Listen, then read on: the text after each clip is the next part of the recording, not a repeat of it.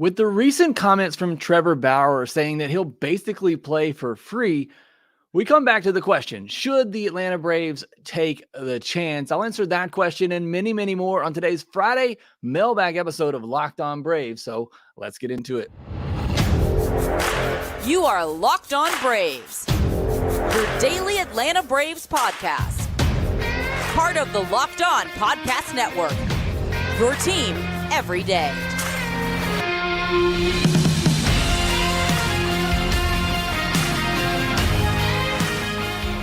Hey, and welcome back to Locked On Braves, part of Locked On Sports Atlanta, where we cover your favorite Atlanta sports teams each and every day. I am your host, Jake Mastriani. You can follow me on social media at ShortstopBall. Also, make sure you check out my written work over at BravesToday.com. Make sure you follow the podcast on social media at LockedOn_Braves. Send in any questions, comments, or feedback you have for the podcast. Always try to include you as much as I can on the podcast and respond to all your questions and comments that you have. And I appreciate all the great ones that you do send in and the bad ones as well. Thank you so much for your support here of Locked On Braves. We're at almost 9,000 subscribers on YouTube. We're trying to get to 10K by opening day. You can help me do that by hitting the thumbs up button on this video. Just go ahead, take a second.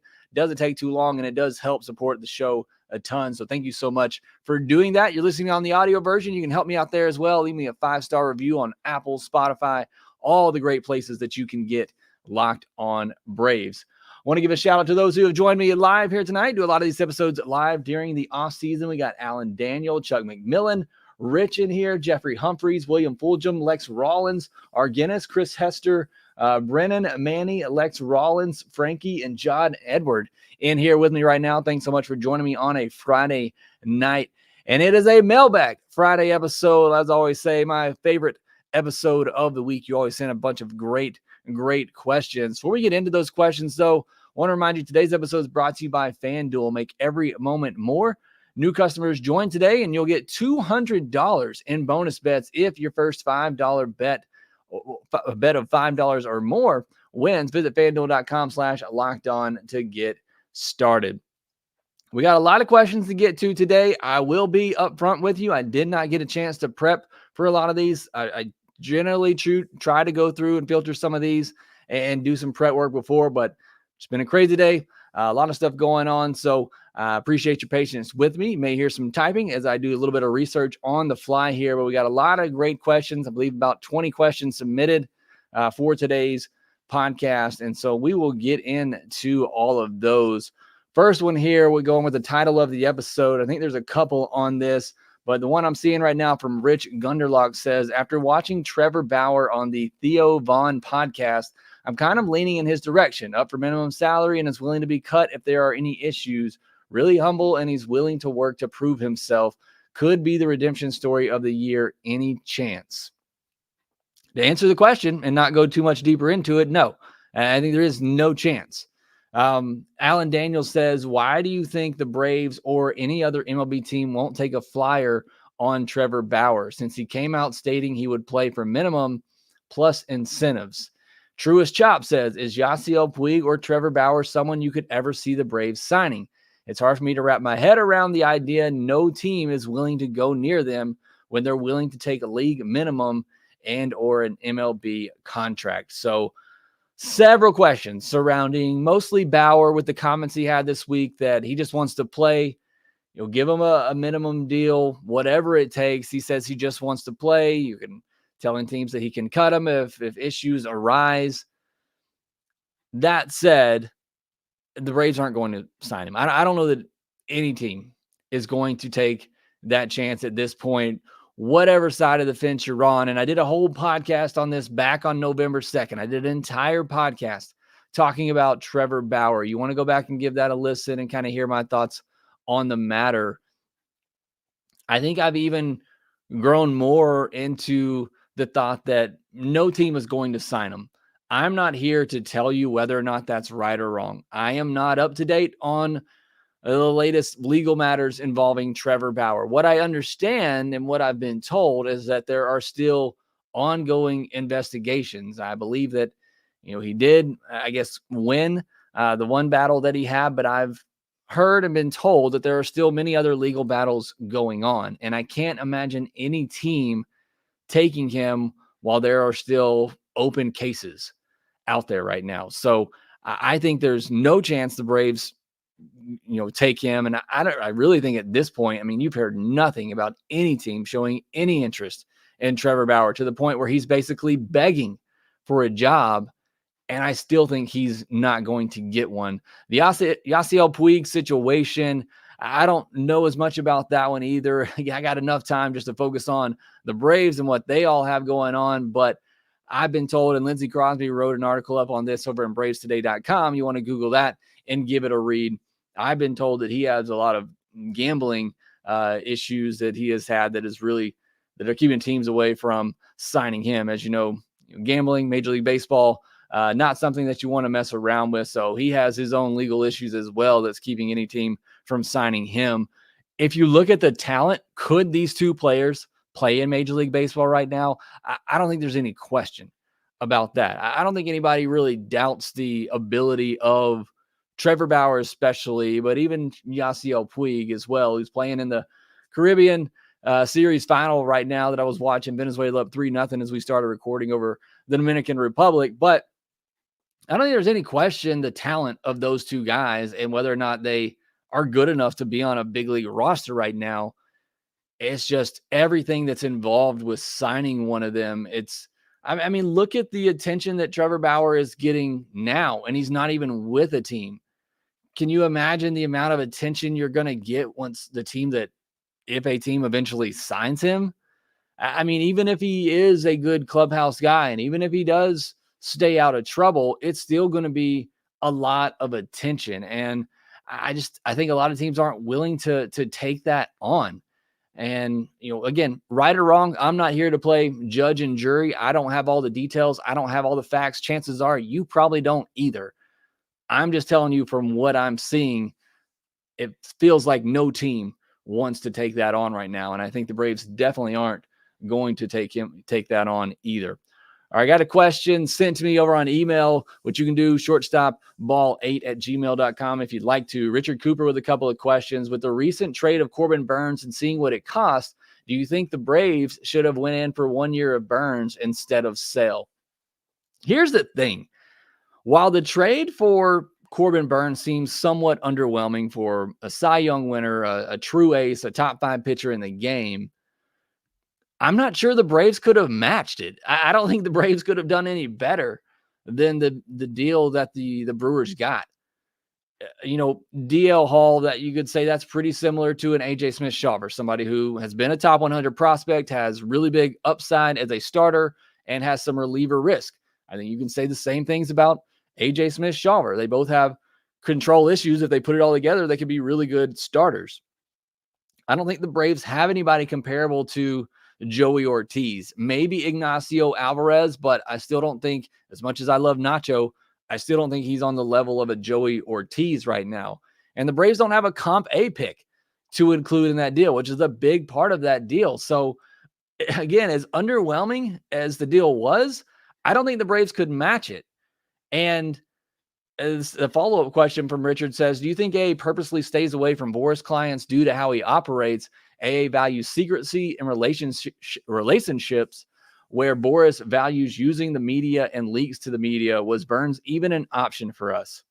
So the other part of this is, one, I don't think the Braves really could have even matched what the Orioles gave them. And two, I don't think Burns was an option unless there was going to be an extension. I mean, look at even what he did with Sale, getting Sale and then going ahead and just extending him to get a guaranteed 2 years out of it.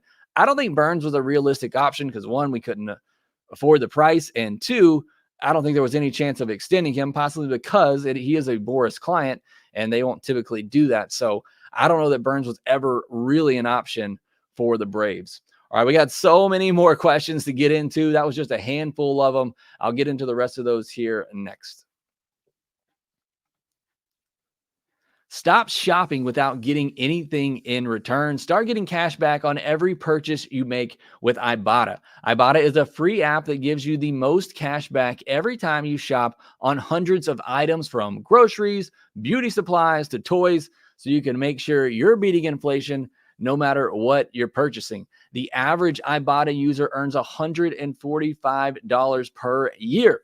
That could cover the cost of a shopping trip, maybe that flight you're wanting to purchase for a big trip coming up, or maybe that game you're looking to purchase. You want to get those tickets to opening day, which are going to cost you at least $100. Well, you can start saving up for those with Ibotta.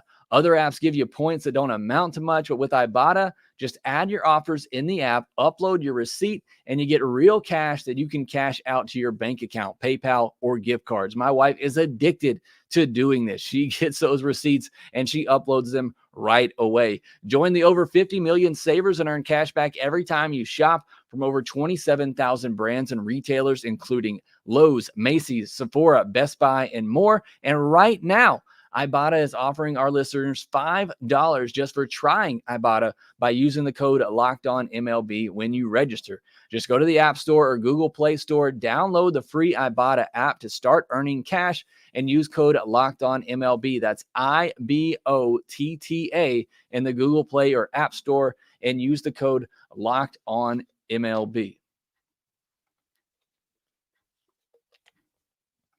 I want to remind you that Locked On has launched the first ever national sports 24/7 streaming channel on YouTube, and now you can get it on Amazon Fire as well. Locked On Sports Today is here for you 24/7, covering the top sports stories of the day with the local experts of Locked On, plus our national shows covering every league.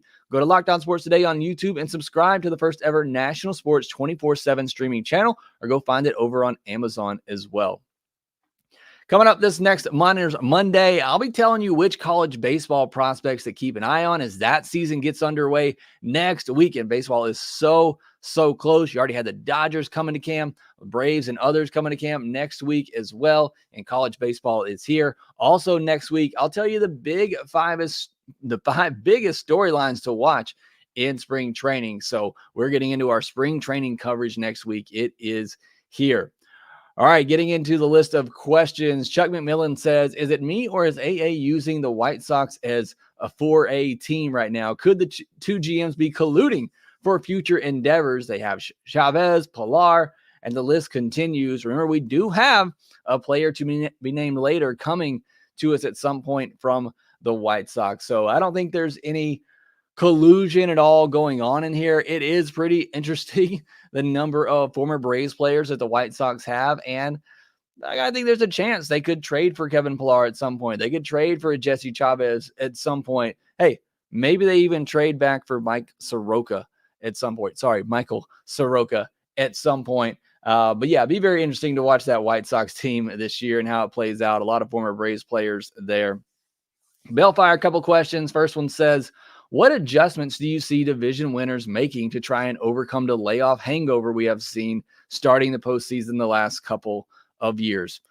I'm out of options. I mean, it's not just become an issue for teams in this new postseason format. This is a question that many teams have asked for years. When you have a team that clinches in the middle of September and they're basically playing meaningless baseball for 2 weeks and then they're off for 4 days. It's been an issue for teams for a long time. How do you keep that competitive edge and intensity when essentially you're playing games that don't matter much, or you're sitting for that long a period? Nobody knows the answer. That's why it's so difficult. They've tried everything. I like what they did last year playing sim games. I mean, I don't know what more you can do than that. It's really, really tough. And my biggest issue with it is that it's not on even ground. Yes, it's a disadvantage to have to go through the wild card round, but you win that and you come out of it, you're already in that postseason, feel and intensity going into against a team that's cold, that's been off for 5 days. And that's my biggest issue. And I don't know you can't do anything about this in this current format, because unless you're going to add more teams, which I don't really want to see, you're going to have those 5 days. You're going to have that bye for the top 2 seeds. So I don't know what more you can do. If anybody has any ideas, please send them in to Brian Snitker and let him know, because I think that's the question many managers and front offices have been trying to answer, not just in this playoff format, but for years and years and years. Bellfire says, what are your expectations for Tyler Matzik this season coming off injury? Do you think he plays a vital role come postseason time? Here's the big thing with Tyler Matzik. what does that fastball velocity look like? That was the big key for him before the injury happened. In 2022, the fastball velocity was down to 94.1 miles per hour. Granted, that's what it was in 2020 as well. In 2020, he averaged 94.3 miles per hour. But in 2021, when he was so dominant in the postseason, it was averaging 96. Now, the slider is still really, really good, or was still really, really good, a 42.4% whiff rate in 2022. But I think what makes the difference between him being a good reliever and postseason Tyler Matzik is that fastball velocity. Can he get it back up into the upper 90s with that really good slider? I think that's going to be the key. Look, 2022 wasn't great for him. A 3.5 ERA, a 1.26 whip, less than a K per nine. Still not a terrible reliever, but in order for him to get back to that dominant level, I got to see what the fastball velocity looks like. So I can't even make a guess right now until I see what that velocity looks like. Not even really in spring training, because it may take a little bit for that velocity to tick back up.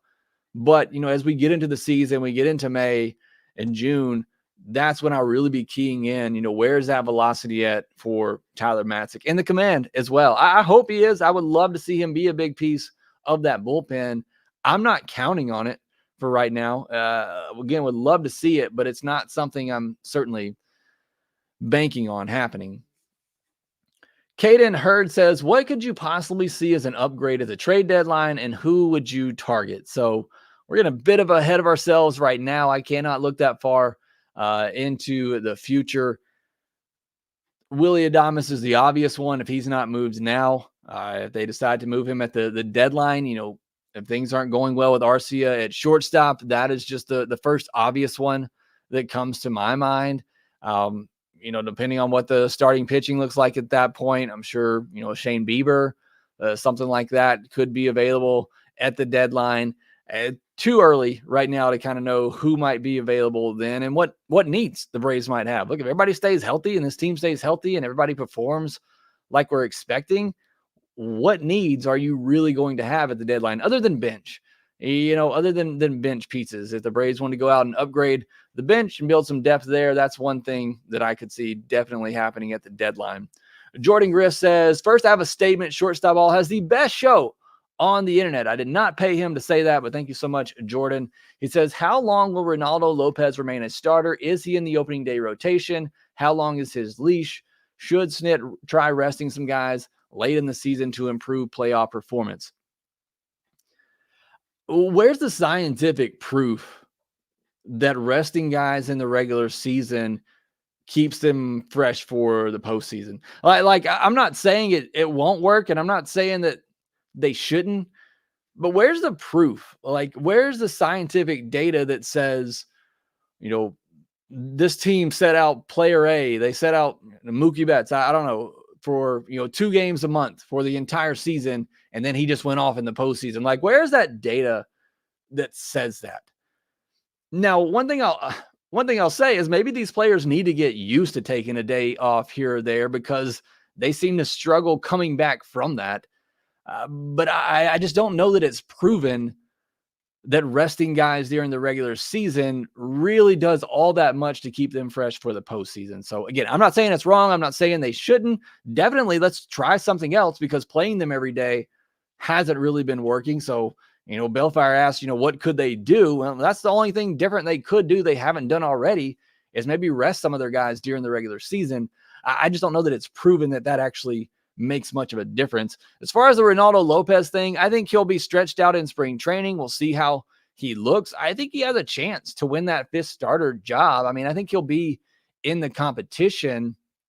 I think ultimately his role is going to be back in the bullpen. And I think the leash probably should be pretty short, depending on what the rest of the guys look like. Does Elder look more like first half Elder? Does Hurston Waldrop look like he has the command and he's ready? Does AJ Smith-Shawver look like he has the command and he's ready? Do you trust somebody like a Darius Vines over him? Do you trust a Ronaldo Lopez, who hasn't been good as a starter? He still has to prove it. I think he's going to be in the competition in spring training, and I think he'll be stretched out, and maybe you go into the year, if he doesn't get that rotation spot, you use him as kind of a long inning reliever type of guys. So I think that's how Renato Lopez is going to play out here for spring training and maybe the first month of the season. He's just going to be in that battle for the fifth rotation spot. If he earns it, then I think it's his, as long as he continues to prove it. But he's going to have to earn it along with in a battle with some others in spring training that also have good chances. All right, several more questions still haven't gotten to yet. I'll answer those here next. It is Super Bowl weekend here.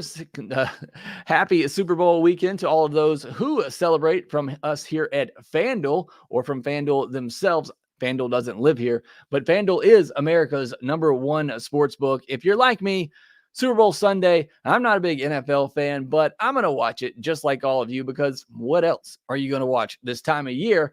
I love to get together with friends, family, eat my favorite tailgate food, whatever it may be, wait till the game's over. Then we pop the confetti because baseball season is here. As we talked about earlier, spring training coming. You can get MLB futures bets over on FanDuel right now, but you want to try to get one more W or maybe a couple more W's to end off the football season. FanDuel has ways that you can do that during Super Bowl 58. Not only can you bet on the game itself, but they have bets on which players scored touchdown, how many points will be scored, and so much more. And like I said earlier, maybe you're like me. You're just a casual fan. You're going to watch the commercials, whatever it may be. You know nothing about the teams or players. You can also bet on the coin toss. You can bet on the color Gatorade that's going to be poured on the winning head coach. So many ways to get in on the action during Super Bowl Sunday. And now new customers can join and get $200 in bonus bets if your first bet of $5 or more wins. Just visit FanDuel.com/lockedon to sign up. That's FanDuel.com/lockedon. Also, make sure you visit FanDuel.com/playsafe for tools and resources to help you stay in control of the way you play. Make every moment more with FanDuel, an official sportsbook partner of the NFL. Want to remind you again that Locked On has launched the first ever national sports 24/7 streaming channel on YouTube. Locked On Sports Today is here for you 24/7, covering the top sports stories of the day with the local experts of Locked On, plus our national shows covering every league. Go to Locked On Sports Today on YouTube and subscribe to the first ever national sports 24/7 streaming channel, or check us out on Amazon Fire. On Monday, I'll be telling you which college baseball prospects to keep an eye on as the college baseball season gets underway. And then on Tuesday, we'll get into our spring training preview coverage. I'll give you the 5 biggest storylines to follow this coming up spring training. All right, I got several more questions here I want to try to get to. Next one comes from Large Lar, who says, would Johnny Cueto be a good signing on a minor league deal with an invite to spring training? Sure. As I talked about the other day, there's just, other than Trevor Bauer, there's no such thing as a high-risk minor league deal. Take a flyer on any of these veterans that want to come in and try to prove themselves. Have all the depth that you can possibly have. So, yeah, if Johnny Cueto wants to come back and he wants to do so on a minor league deal with a good team that has a chance at winning a World Series, I would be all for it. Dustin Mount says, which battle for a spot during spring training are you most excited to watch, and why? Fifth starter, bench outfield, or bench infielder? So next week, after I give you the 5 biggest storylines, I'm also going to talk about the best position battles to watch. So we'll cover that next week. But off the top of my head, I would have to say the fifth starter spot, just because I'm really curious to see what happens with AJ Smith-Shawver and Hurston Waldrop. How much of a look they're given? Are they truly in the battle? That's what I'm really most interested to watch. Look, there's not a lot of battles really for this Braves team, but that fifth starter one in particular, mostly because I want to see what happens with the young kids and how much of a look they give Waldrop and AJ Smith-Shawver. Truist Chop says, how are pitchers who previously used sticky stuff getting along? I feel like a lot of these guys have ended up getting injured. Do you think there could be a correlation? What are players allowed to use now to get more grip? On hot, humid days, they must be using something. So, I mean, you still have the rosin bag. I want to say, somebody please correct me on this in the YouTube comment section there. I want to say there's something that you can mix with rosin that is legal that you can use, but I may be wrong on that. That may be something they used to do that was illegal in the past. I don't know if there's any correlation to pitchers being injured from not being able to use sticky stuff. Maybe some batters, because pitchers don't have as much control, maybe hitting some more batters. But I don't think there's any kind of correlation between not being able to use sticky stuff and pitchers getting injured.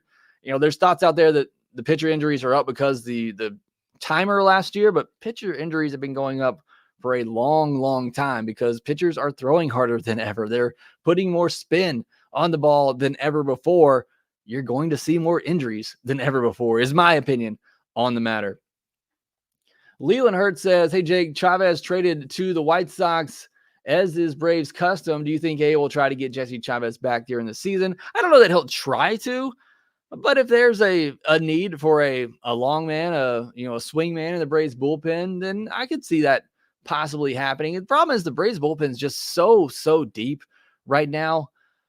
It's probably why Chavez did end up signing somewhere else, because it's really hard to crack this Braves bullpen at the moment. But as I've said before, bullpens can change on a dime. So if something does happen and they want to take another shot on Chavez, they certainly can, but I don't think he's going to be seeking him out necessarily. And then also from Leland, I know you think Ozuna will regress this season, but do you think the Braves will try to move him this year and try getting something for him? Why, though? I don't understand. It's the same sort of conversation with Max Fried. Why are you trading an asset when you're in the middle of trying to win a World Series? Like, even if, I talked about in yesterday's episode, even if Ozuna regresses, he's going to be a top 5 DH in all of baseball, hitting 250, 260 with 30 home runs, 90 plus RBIs. He's still going to be really, really good. So no, I don't think the Braves try to trade him. And also, what are you going to get from Marcel Ozuna? I mean, as great of a season as he's coming off of, I can't imagine there's too many teams that are wanting to trade for Marcel Ozuna. Also because of the off-field issues that he has. It sounds like he's gotten past those and he's been great in the Braves clubhouse, but I just don't see many teams willing to give up too much for Ozuna at this point. All right, try to move through the rest of these kind of quickly. I apologize to those who are with me live. I'm not going to be able to get to much of the comments, but please put your question or comment down in the YouTube section, comment section. I'll get to them there. Jay Cho says, after your regression episode the other day, you say the Braves offense is good enough to handle some regression, but is it good enough to win the division if Ozuna, Arcia, and Kelenic are all black holes? Upgrade shortstop and limit the possibilities. To answer your question, yes. I mean, go look at a lot of other lineups out there, and you're going to see plenty of black holes in the 7, 8, 9 spot in the order. So to simply answer your question, if Ozuna, Arcia, and Kelenic are below average, they're 90 WRC plus players, which I don't think is very likely for all three of them. Most certainly not for Ozuna. I don't think what Ozuna did last year was a fluke. Even if that happens, you're still talking about 3 MVP candidates at the top of your lineup. You're talking about Michael Harris, who I think is still emerging as a hitter. Sean Murphy, who I think is going to have a big year. So I think the Braves offense could even sustain all 3 of those being below average offensive players. Dustin Mounts, are you surprised by the amount of at least semi-decent free agents still available with pitchers and catchers starting to report this week? I am surprised. All of them Boris clients, which isn't surprising. He is going to hold out to get the best possible deal. I wouldn't be surprised if this goes into spring training and you see a team lose a starting pitcher, and then all of a sudden they got to pay that price for a Blake Snell or a Jordan Montgomery. But, to have so many, to have 3 like this is pretty interesting, whatever you want to call it, surprising. I don't think teams know what to do with Cody Bellinger just because his metrics say that don't support what he did last year. And so I just don't think teams are willing to give him that long-term deal that he's probably looking for. But it is a bit surprising. Brent Watanabe says, would you have given the 3-year contract that AA gave Jimenez to Minter instead? No, I'm going to be honest with you. I worry about regression with Minter. We didn't necessarily get into it in yesterday's episode. I know somebody in the comments section mentioned it, but I worry a little bit about regression for Minter. You remember the beginning of last year, that cutter just was not as effective for him. And I did a whole episode on that and why I thought that was the case, but I do worry about some regression for Minter. So I'm okay giving that deal to Jimenez over Minter Brad Dixon, do you think the Braves will give Charlie a chance to pitch in spring training? Talking about Charlie Culberson. I mean, he'll pitch in spring training. The Braves signed him to give him a chance to pitch. I don't know if he'll do it for the big league club or not. He's not on the non-roster invitee list, but he's going to be given an opportunity to pitch. I just don't know that it'll be in big league spring training. And then last one from Brent Watanabe. He says, what are the chances that Smith-Shawver ends up like Fulte? Would a shutdown reliever be his floor? I think absolutely his floor. I talked about this earlier when kind of comparing him to DL Hall, who ended up becoming a really good reliever for the Orioles last year. I think the floor for AJ Smith-Shawver is a setup reliever, a really dominant setup reliever. But certainly obviously want him to put it together and have some good years. Look, Fulte had some good years. If AJ Smith-Shawver comes in and has 2 to 3 really good years as a starter, maybe the command doesn't, get all the way there and he ends up being a reliever. I think that's certainly a possibility. But that is the floor for him, in my opinion. And the ceiling is a number 2 starter. So those are the range of outcomes for AJ Smith-Shawver. But I'm excited to see this kid develop. I want to see him continue to develop.